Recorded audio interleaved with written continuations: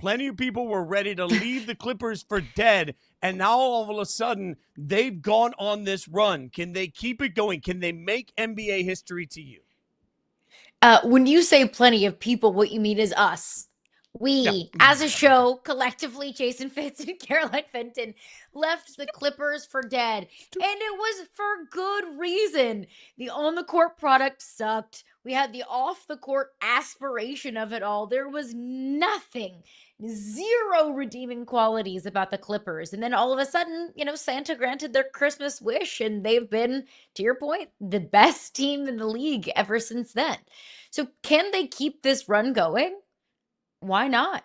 Like that's I wish that I had better analysis and a super, in-depth hot take for you there. But they've been on this run now for the last month and some change. And they've beaten legitimately good teams in doing it. Like it'd be one thing if it was just like, okay, the Clippers had a long stretch of playing some totally terrible teams, sub 500 teams, so on and so forth. But that hasn't been the case. I mean, last night, for a massive portion of that game against the Lakers looked incredibly uninspired. Yes, the defense was bad, and that allowed the Clippers to really get off to a hot start. So many shots were falling, but that's nothing new with the Lakers. They've been bad defensively all season long, but what's been different with the Lakers and what was different last night was they couldn't generate any offense. The Lakers had an 18-point second quarter. And so on the Lakers side of thing, one, like you're not going to play defense and you're not going to win very many games when you're only putting up 18 points in a second quarter when LeBron is, pretty much invisible for the entirety of the first half. But that's also credit to the Clippers for getting off to that fast start, for the shots falling early, and also being able to limit for what the Lakers wanted to do for a big portion of that game until the late comeback. But the comeback effort wasn't good enough. I mean, the funny thing is the Lakers in this game were kind of like the Clippers. They dug themselves in a hole, and then they tried to get themselves out of it all game long, right? But to your point, I just think that at some point, you're right. Like, I owe the Clippers an apology, and I'll say that loud and proud. We were sitting here just a month ago trying to figure out when Ty Lue was going to get fired and if they were going to trade everybody. We were asking every expert that came on, are the Clippers going to clean house? And the answer kept being, well, no, it's not really that easy. They can't. Turns out the answer is they didn't need to. And I get that the start was just astronomically bad. And now we're trying to figure out what's real, who they are now or who they were at the beginning of the season. But to me, what's real is that they're on a run. And, we're used to teams in the middle of the season having a lull where they just sort of go through it. The Clippers don't have the luxury of that. They're going to have to remain intense throughout the course of the long marathon that is an NBA season. I think that's a problem. I do think that, at some point you wear down when every single night you're trying to dig yourself back out of where you were. I think there's still a lot of bricks stacked in front of the Clippers. That doesn't change the fact that, like I said, since December 20th, no team in the NBA is hotter. They're 14-3 in that time. Like, when you start talking about just a level of ass kickery, the Clippers, I'm making that a word, the Clippers have put that into motion because they're finally playing healthy. They're playing explosive. They're playing the way that we thought the Clippers could play if we were playing them on 2K, right? And so what we saw last night was sort of the epitome of where both of these teams are. We saw a lazy Lakers team that looked like they were slow to close for much of the first half. A lazy Lakers team that just felt like they didn't bring the same level of energy, and they relied. Then it's like, oh man, we're in a hole. Let's get Luka to dig us out. Luka certainly had a hot run in this game, but my God, at some point we have to look at this and say, well, we want to figure out what moves forward.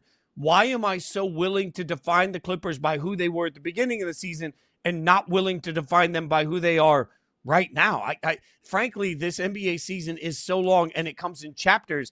I'm willing to admit that the Clippers failed the first semester of their season here, but what they've done in the last month is redemption. What they've done in the last month, I think, really does play forward. So which one of these right now do you think is better suited to go on a deep playoff run? Which team is more likely to run it into the playoffs, the Clippers or the Lakers? I think it's the Clippers, which is crazy. If you go back and you want to dig through some receipts, which I'm sure plenty of people would love to do, you will find clips of me saying that I think the Lakers can make a run and be one of the best teams in the West, and that the Clippers should fire everybody, trade everybody, move on from everybody, and rip it down to the studs. Life comes at you fast, Fitzy, because that has done a total and complete 180, at least in my mind. I think it's the Clippers. The Clippers are playing their best brand of basketball right now. And then the Clippers get Kawhi back last night. And it's a massive kind of offensive catalyst for this team. To your point, it feels like they are finding their footing. And if they can stay healthy, I think this Clippers team, and I do wonder too, can they make up enough ground to play themselves out of the play-in tournament? That I don't know, but they do look like they're going to be the kind of team that you don't want to face in the play-in tournament, and that you don't want to play in the postseason if they can continue this level of play, if they can find some consistency in this level of play. Because I'm not just going to forget about the bad Clippers that we saw in the first couple of months of the season. You don't just forget about that after a month of really decent, really good play. But what this past month has shown me is that I do have more faith in the Clippers right now than I do in the Lakers, which is crazy. The crazy thing to me is how for all the things that we had to say about the play-in tournament when it started, the fact that right now you could get Golden State, the Clippers, you might get the Lakers or the Timberwolves in the play-in. Like it's just the brands that could be in the play-in are absolutely incredible. I feel like you're right. Everything you said was absolutely spot on. My only pushback to which team can go on the deeper run is that I've seen Luka essentially single-handedly put a team on his back and take them all the way to the NBA Finals. So there is a part of me that in Luka I trust, even though the Lakers, let me be clear, I do not trust the Lakers at all. And I'm going to be clear for the 100th time since we started the show. I do not think the Lakers are built right to win a championship. And I don't think there's anything that man right there can do that will make them competitive with the best of the best in the West. Not a damn thing. But if I'm being asked who can send them on a deeper run, for me, what I've seen in my life is plenty of times that in the Game 7, James Harden forgot how to basketball. I've seen plenty of times where Luka took a whole team and said, I will put you on my back and I will raise you just as long as you give me that beer afterwards. So I trust a deeper run for the Lakers because I trust Luka that much. And I realize that is absolute brand bias to this point. But based on what we've seen in clutch moments and what it takes in the playoffs, I'm Team Luka. Last night, Luka had 32, 11, and 8. Just shy of a triple-double. And the Lakers still lost. Now, look, if that game was 5 minutes longer, maybe the Lakers do end up continuing to mount that epic comeback. They do happen to win that game, but it's not. That's not how games work. So even on a night when Luka has a silly stat line, the Lakers still couldn't do enough. Now, I know the Lakers don't have Austin Reeves, and maybe our thoughts on this team do change once Austin Reeves comes back and gets healthy. But I hear you on Luka, and in Luka we trust here on this program. Like if you're giving me Luka and anyone on that Clippers team when you need a clutch shot when it matters most, when you need one guy to mount his best game when it absolutely positively matters most, I'm taking Luka. But I think last night was an example of even when Luka is Superman, sometimes Superman's not enough.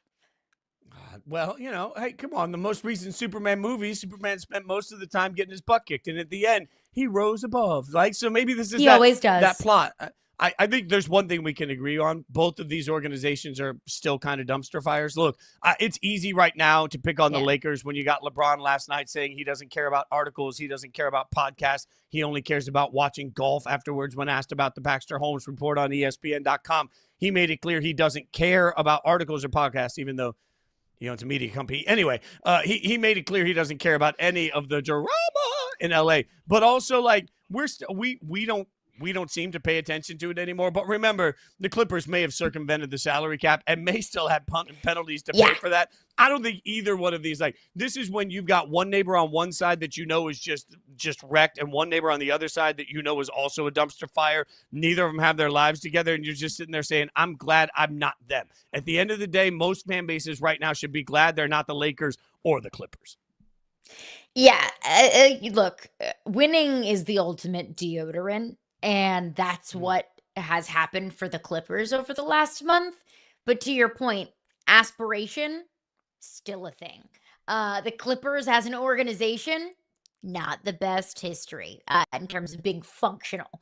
But I do look at the Lakers and it just feels like bad publicity after bad PR stunt, after bad article that sheds a bad light on this Lakers team. The Jeannie Buss article recently and how the Buss siblings have been fighting behind the scenes. She's saying LeBron James is grateful enough. And then did you happen to catch any of JJ Redick's press conference after the game last night? No, I didn't He hear said JJ. he said last night, quote, "We don't care enough." And that's the part that bothers you a lot. We don't care enough to do the things that are necessary. We don't care enough to be a professional. Uh-oh. That's your head coach saying that his team doesn't care enough, saying that his team doesn't approach games with the level of professionalism that's required of winning. Eek. Like that's Nah, I know it's recency bias, and I'm not going to say all of a sudden the Clippers are this super well-run organization because they're not, but there's some dirty laundry with the Lakers right now.